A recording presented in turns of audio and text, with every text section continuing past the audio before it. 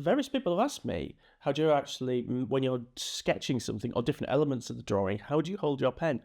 And it really got me thinking, maybe there's a lot of people out there in the World Wide Web, like you, who have never really thought about how to hold a pen. So let's talk about that today. Hello there. So if you're new to the channel, congratulations, you found me. If you're a returning visitor or a frequent flyer, hi, welcome back.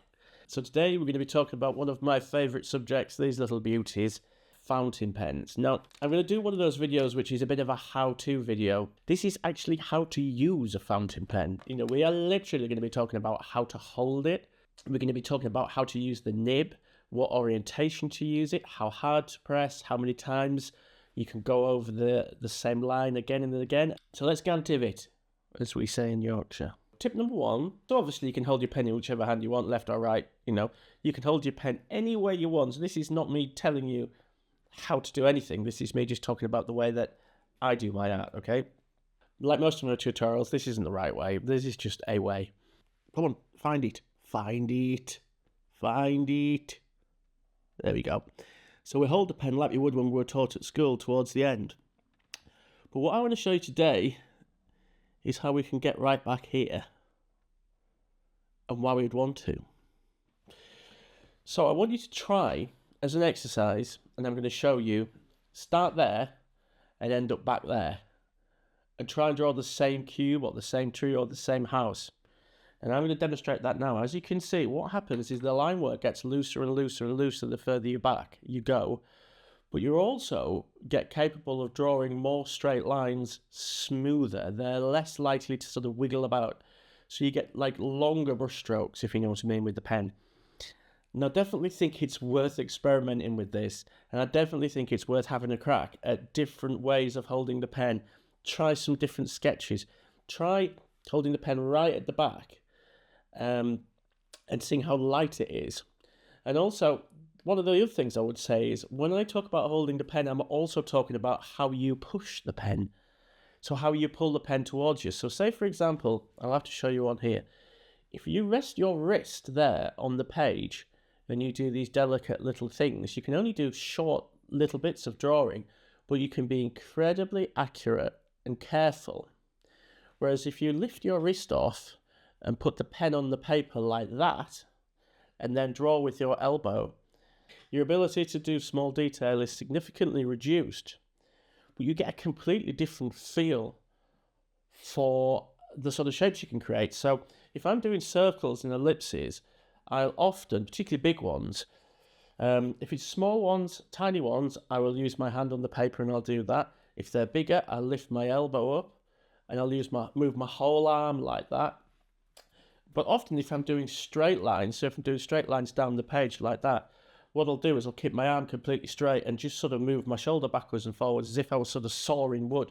I know this all sounds a bit wacky, but if you can try practicing holding the pen at the front to draw, the pen in the middle and the pen in the back, and then try drawing with your hand, then try drawing with your elbow, and then try drawing with your shoulder, just see what difference you can get, what different line characteristics.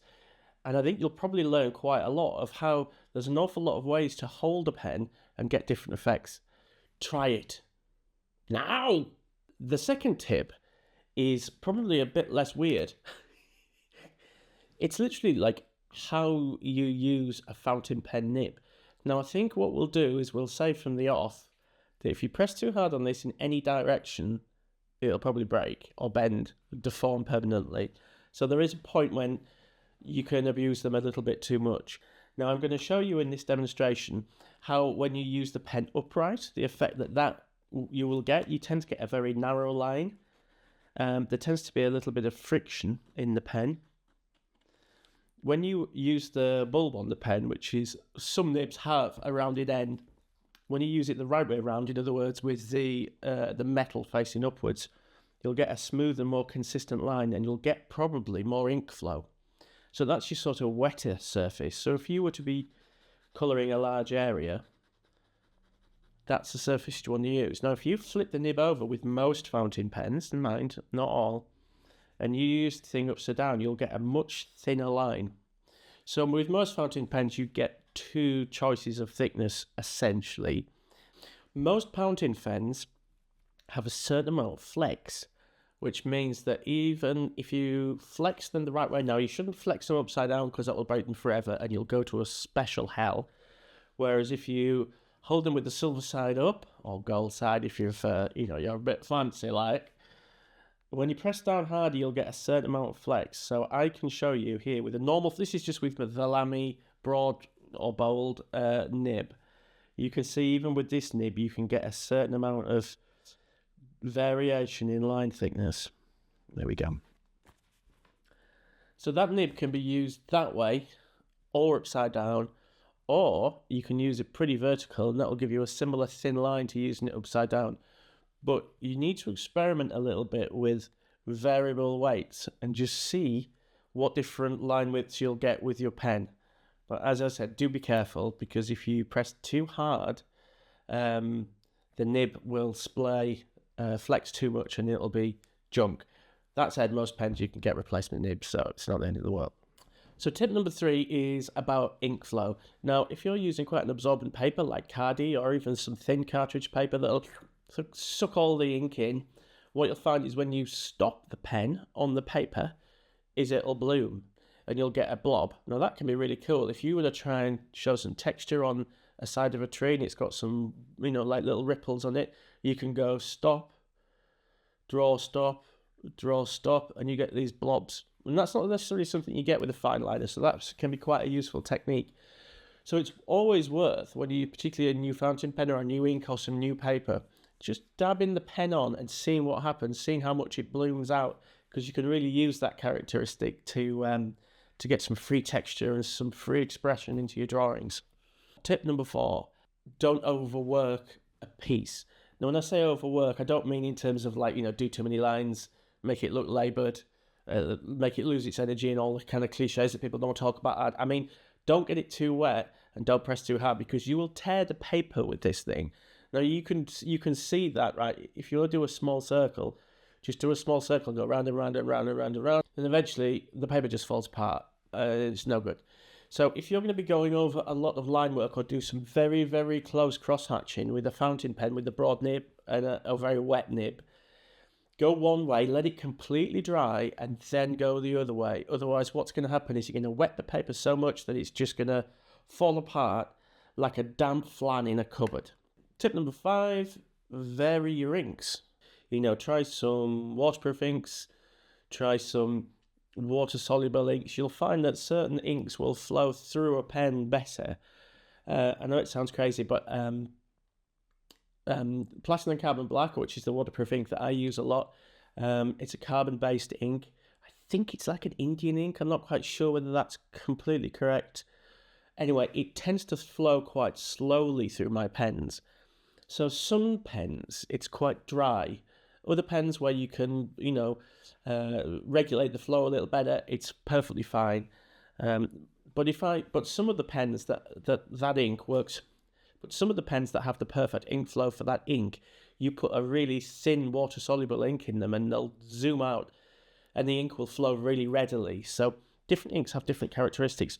But more importantly, different inks look different. So for your art, different colours, you can use shimmering inks, you can use all sorts of different types of inks, chromatography inks that when they dry, they go all sorts of different colours.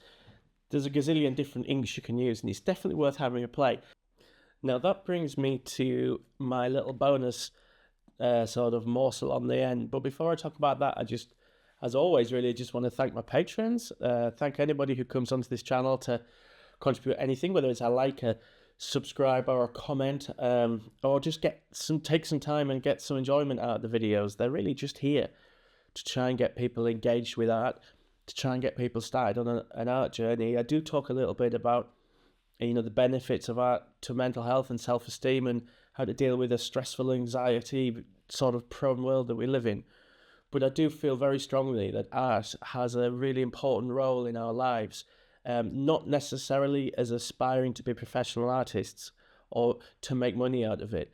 Actually, it's more of an idea of, going fishing. The idea of going for a walk or having a knit or cooking a meal. It's that idea of soothing, self-soothing, if you know what I mean. So, yeah, thanks for stopping by. Anyway, enough of that. Bonus tip. Now, this is a bit of a weird one, and I've only really experimented with this a little bit recently. One of the benefits of having a stack of fountain pens, and often very similar pens, like I've got like 7 Lamy Safaris, is I'll load them up with different coloured inks, and I'll go out and sketch with 2 coloured inks. And then what I'll do is I'll get a brush, and I'll mash it together and see what happens.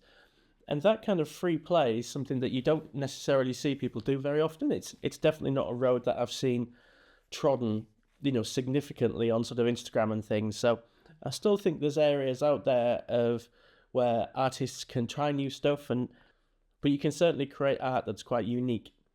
So I do hope you don't feel like I was patronising you then and telling you how to hold a pen. That's really not my intention. It's more my intention to say that actually there's sometimes a little bit more to things than we first think, really. How we move when we sketch, how we're sitting, how comfortable we are. These things all have an effect on what's happening in your sketchbook. Often how cold you are or how full of tea you are as well, I think. Or if you need to pee, definitely that changes everything. You sketch a lot faster.